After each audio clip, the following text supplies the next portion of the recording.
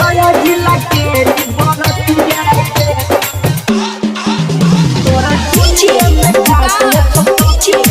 Recording by Magahiya music Manpur block Gaya. छौरी जैसे कहहिया वैसे नाच गे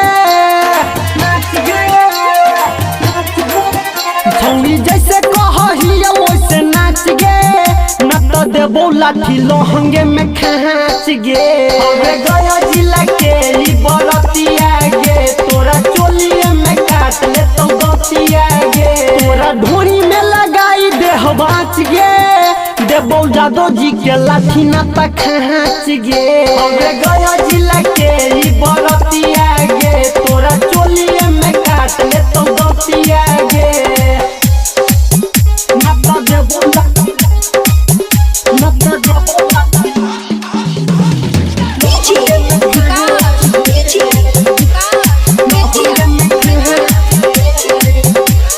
ओइनी तू नाचे छौरी जादो जी के टोला दीही पचकाई तोरा दुनो बम गोला दीही पचकाई तोरा दुनो ओइनी तू नाचे छौरी जादो जी के टोला दीही पचकाई तोरा दुनो बम गोला जैमी यही जस छौरी नहीं बाच गे जैमी यही जस छौरी नहीं जैमी यही जस छौरी नहीं बाच गे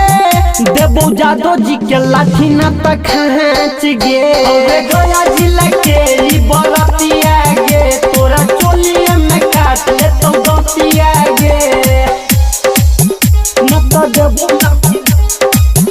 न त देबो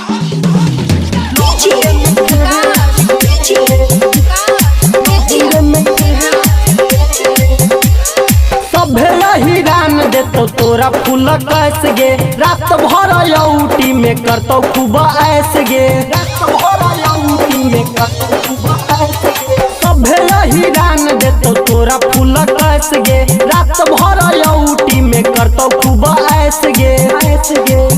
बंद होतो नाच छोड़ी पूरे 5 गे बंद होतो नाच छोड़ी पूरे 5 गे बंद होतो छोड़ी नाच पूरा 5 गे देबो जादो जी के लाठी न त खाँच गे अबे गया जिला के ई बरतिया गे तोरा चोलिए में काट ले तो गतिया गे recording by Magahiya music Manpur block Gaya.